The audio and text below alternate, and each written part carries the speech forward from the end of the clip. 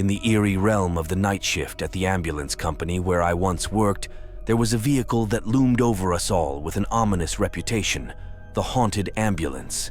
Whispered stories circulated among the crew about strange occurrences and unexplained phenomena that took place within its metal confines. Little did I know that I was about to become a reluctant protagonist in this unsettling narrative.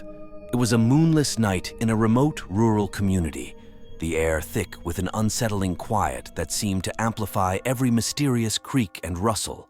The clock struck 3 a.m., a time when the boundary between the living and the supernatural feels its thinnest. My partner and I, weary from the long shift, found ourselves dozing off in the pitch-black darkness, our ambulance stationed like a sentinel in the heart of the night. Abruptly, I was jolted awake by a muffled voice, its proximity sending shivers down my spine. Assuming it was my partner, I dismissed it, attempting to drift back into slumber. Yet, the voice persisted, taking on a desperate, almost otherworldly tone. "Oh my God, am I dying?" it pleaded, followed by unsettling, heavy breaths that reverberated through the ambulance. My partner and I locked eyes, a shared realization dawning upon us that this was no ordinary night. The source of the haunting voice seemed to emanate from the rear of the ambulance, where an unsettling silence now hung. In the subsequent stillness, a sudden ominous click echoed through the vehicle, coupled with the disconcerting hiss of what sounded like an oxygen bottle leaking. In a panic, I illuminated the ambulance's interior with a flick of a switch, revealing an empty and seemingly benign space.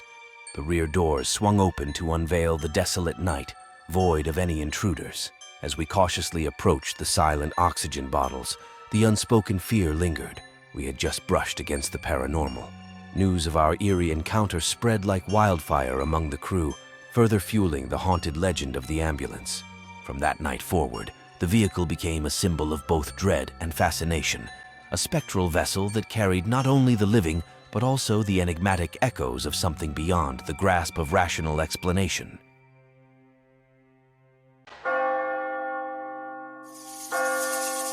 The camping group, still puzzled by the strange happenings, decided to explore the nearby woods during the day. They wanted to see if there were any clues about the tall, white figure and the cries for help they heard the night before.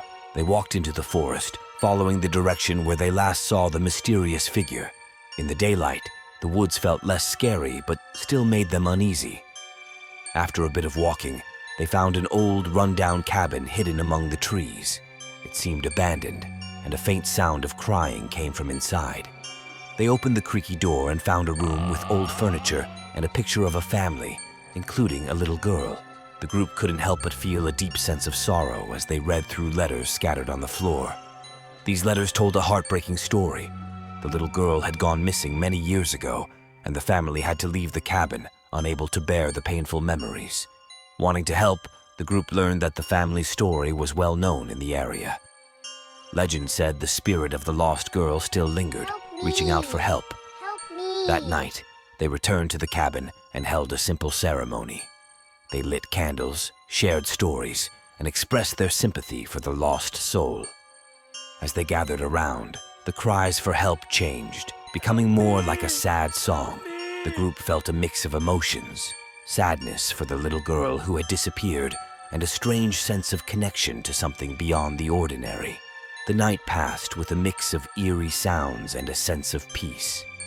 The next day, the group left the remote lake with a feeling of closure. They felt like they had done something important by comforting a troubled spirit. The mysterious encounter became a story they shared around the campfire during future camping trips, connecting them to the haunting history of the New Mexico woods and the lost little girl they had tried to help.